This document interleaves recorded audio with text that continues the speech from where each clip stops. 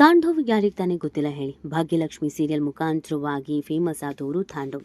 ಆದರೆ ನಿಜ ಜೀವನದಲ್ಲಿ ಅವರ ಹೆಸರೇ ಬೇರೆ ಇದೆ, ಅವರ ಹೆಂಡತಿನೇ ಬೇರೆ ಇದ್ದಾರೆ. ಆದರೆ ತುಂಬ ಜನಕ್ಕೆ ಭಾಗ್ಯ ಮತ್ತು ತಾಂಡವ್ ಅಂತ ಅಂದ್ರೇನೆ ಅರ್ಥ ಆಗೋದು. ಆದರೆ ಇದೀಗ ನಿಜ ಜೀವನದಲ್ಲಿ ತಾಂಡವ್ ಒಂದು ಸಮಸ್ಯೆಗೆ ಒಳಗಾಗಿದ್ದಾರೆ. ಕಾರಣ ಅವರ ಹೆಂಡತಿ ತೀವ್ರ ಅನಾರೋಗ್ಯಕ್ಕೆ ಒಳಗಾಗಿದ್ದಾರೆ. ಗಂಭೀರವಾದಂಥ ಪರಿಸ್ಥಿತಿಯನ್ನು ಎದುರಿಸ್ತಾ ಇದ್ದಾರೆ. ಹೌದು, ಸುದರ್ಶನ್ ರಂಗಪ್ರಸಾದ್ ಇವರ ಹೆಂಡತಿ ಹೆಸರು ಸಂಗೀತಾ ಭಟ್. ಸಂಗೀತಾ ಭಟ್ ಕೂಡ ಕಲಾವಿದನೆ. ಕನ್ನಡ ಸಿನಿಮಾ ಇಂಡಸ್ಟ್ರಿಯಲ್ಲಿ ಅವರು ಕೂಡ ಸೇವೆಯನ್ನು ಸಲ್ಲಿಸ್ತಾ ಇದ್ದಾರೆ. ಇದೀಗ ದಿಢೀರ್ ಅಂತ ಆಸ್ಪತ್ರೆಗೆ ದಾಖಲಾಗಿದ್ದಾರೆ. ಆಸ್ಪತ್ರೆಯ ಫೋಟೋವನ್ನು ಶೇರ್ ಮಾಡ್ಕೊಳ್ಳೋದ್ರ ಜೊತೆಗೆ ನಾನು ಮಾಡಿದಂಥ ತಪ್ಪನ್ನು ಖಂಡಿತವಾಗಿ ನೀವು ಮಾಡಬೇಡಿ ಅನ್ನೋದನ್ನ ಸಂಗೀತಾ ಭಟ್ ಹೇಳಿದ್ದಾರೆ. ಅಷ್ಟಕ್ಕೂ ಆದಂಥ ತಪ್ಪಾದ್ರೂ ಏನು, ಯಾವ ಕಾಯಿಲೆಯಿಂದ ಅವರು ಬಳಲುತ್ತಿದ್ದಾರೆ, ಸದ್ಯ ಅವರ ಆರೋಗ್ಯ ಸ್ಥಿತಿ ಹೇಗಿದೆ, ಇದೆಲ್ಲವನ್ನ ಈ ವಿಡಿಯೋದಲ್ಲಿ ಹೇಳ್ತಾ ಹೋಗ್ತೀವಿ. ಆದರೆ ಇಲ್ಲಿ ನಿಮ್ಮ ಮೆಗಾ ಸುದ್ದಿಯನ್ನು ಸಬ್ಸ್ಕ್ರೈಬ್ ಮಾಡಿಲ್ಲ ಅಂದರೆ ಈಗಲೇ ಸಬ್ಸ್ಕ್ರೈಬ್ ಮಾಡಿ. ಹೆಚ್ಚಿನ ಮಾಹಿತಿಗಾಗಿ ಬೆಲ್ ಐಕಾನ್ ಪ್ರೆಸ್ ಮಾಡೋದನ್ನು ಮರಿಬೇಡಿ.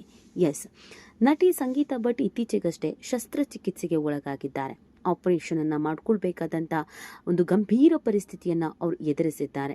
ಅನಾರೋಗ್ಯದಿಂದ ಇದೀಗ ಸ್ವಲ್ಪ ಮಟ್ಟಿಗೆ ಚೇತರಿಸಿಕೊಂಡಿರುವಂಥ ಸಂಗೀತಾ ಭಟ್ ಅವರು ಮಹಿಳೆಯರಿಗೆ ಅಂತ ಒಂದು ಮೆಸೇಜ್ ಕೊಟ್ಟಿದ್ದಾರೆ. ದಯವಿಟ್ಟು ನಿಮ್ಮ ಆರೋಗ್ಯವನ್ನು ನೀವು ಕಾಪಾಡಿಕೊಳ್ಳಿ, ಸಮಸ್ಯೆಗೆ ಒಳಗಾಗಬೇಡಿ ಅನ್ನೋದನ್ನು ಅವ್ರು ಹೇಳಿದ್ದಾರೆ. ಅಷ್ಟಕ್ಕೂ ಅವ್ರಿಗೆ ಆಗಿದ್ದಾದ್ರೂ ಏನು, ಸದ್ಯ ಅವರ ಆರೋಗ್ಯ ಈಗ ಹೇಗಿದೆ, ಏನು ನೆಗ್ಲೆಕ್ಟ್ ಮಾಡಿದ್ರು, ಯಾಕೆ ಹೀಗಾಯಿತು, ಖಾಲಿ 33 ವರ್ಷಕ್ಕೆ ಆಪರೇಷನ್ ಆಗುವಂಥದ್ದು ಏನಾಯಿತು. ಸದ್ಯ ಇತ್ತೀಚೆಗೆ ತಾನೇ ಒಂದು ಇಂಟರ್ವ್ಯೂನಲ್ಲಿ ನಮಗೆ ಮಕ್ಕಳು ಬೇಡ ಅಂತ ಹೇಳ್ಕೊಂಡಿದ್ರು.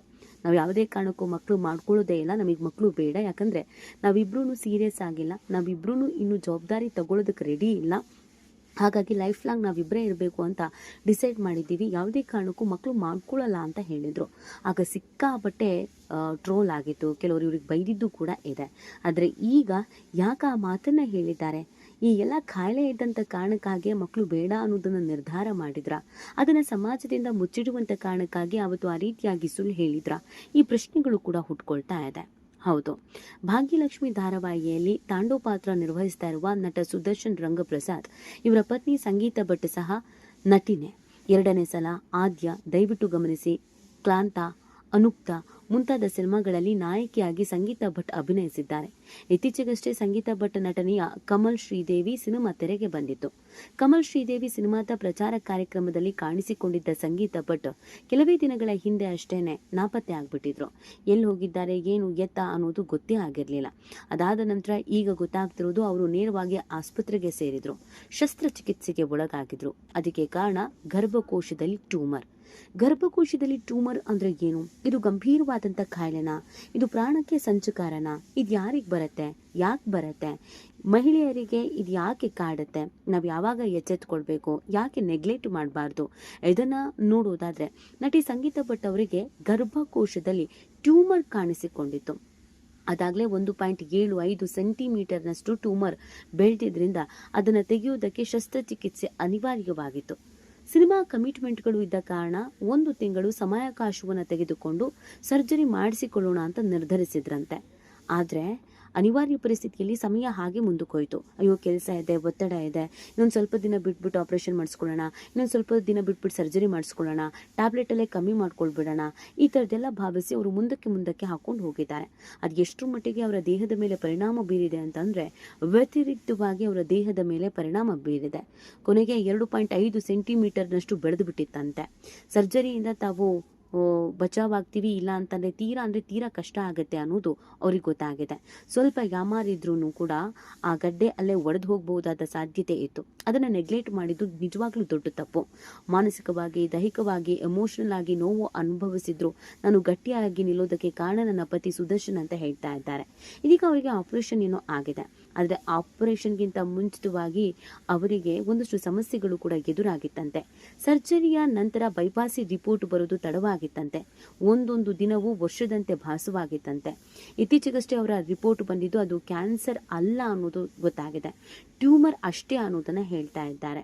ಬಟ್ ಅವರಿಗೆ ಹಾರ್ಮೋನ್ನಲ್ಲಿ ಬದಲಾವಣೆ ಆಗಿತ್ತಂತೆ, ಹಾರ್ಮೋನ್ ಇನ್ಬ್ಯಾಲೆನ್ಸ್ ಆಗಿತ್ತಂತೆ, ಪೀರಿಯಡ್ಸ್ ವೇಳೆ ತೀವ್ರ ರಕ್ತಸ್ರಾವ ಅಥವಾ ರಕ್ತಸ್ರಾವ ಆಗದಿರುವುದು, ಇರ್ರೆಗ್ಯುಲರ್ ಪೀರಿಯಡ್ಸ್, ಪೆಲ್ವಿಕ್ ಪೇನ್ ಕಾಣಿಸಿಕೊಂಡಿತ್ತಂತೆ. ಜೊತೆಗೆ ಅತಿ ಹೆಚ್ಚು ದಪ್ಪ ಆಗಿದ್ರಂತೆ, ಓವರ್ ವೆಯ್ಟ್ ಆಗಿದ್ರಂತೆ, ಮೊಡವೆಗಳಾಗಿತ್ತಂತೆ.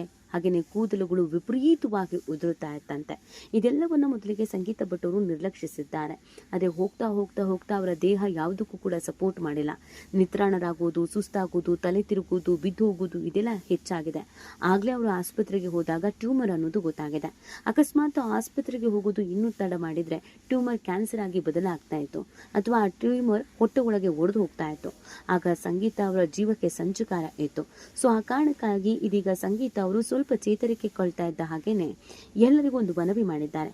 ನಮಗೇನೇ ಕೆಲಸ ಇರ್ಬೋದು, ಏನೇ ಒತ್ತಡ ಇರ್ಬೋದು, ಏನೇ ಕಮಿಟ್ಮೆಂಟ್ ಇರ್ಬೋದು, ಆದರೆ ನಮ್ಮ ಆರೋಗ್ಯವನ್ನು ನಾವೇ ಕಾಪಾಡ್ಕೊಳ್ಬೇಕು. ಈ ಕಾರಣಕ್ಕಾಗಿ ನಾವು ಬಹಳ ಎಚ್ಚರಿಕೆಯನ್ನು ವಹಿಸಬೇಕಾಗತ್ತೆ. ಸೊ ಹಾಗಾಗಿ ನಾವು ಏನೇ ಸಮಸ್ಯೆ ಬಂದ್ರೂ ಕೂಡ ವಯಸ್ಸಾಗ್ತಾ ಇದ್ದ ಹಾಗೆ 30+ ಆಗ್ತಾ ಇದ್ದ ಹಾಗೇನೆ ಆಸ್ಪತ್ರೆಗೆ ಹೋಗಬೇಕು. ಮೊದಲು ನಮ್ಮನ್ನು ನಾವು ಆರೈಕೆ ಮಾಡ್ಕೊಳ್ಬೇಕು. ನಮಗೆ ಅಂತ ದಿನಗಳನ್ನು ಮೀಸಲಿಡಬೇಕು, ನಮಗೆ ಅಂತ ಸಮಯವನ್ನು ಮೀಸಲಿಡಬೇಕು.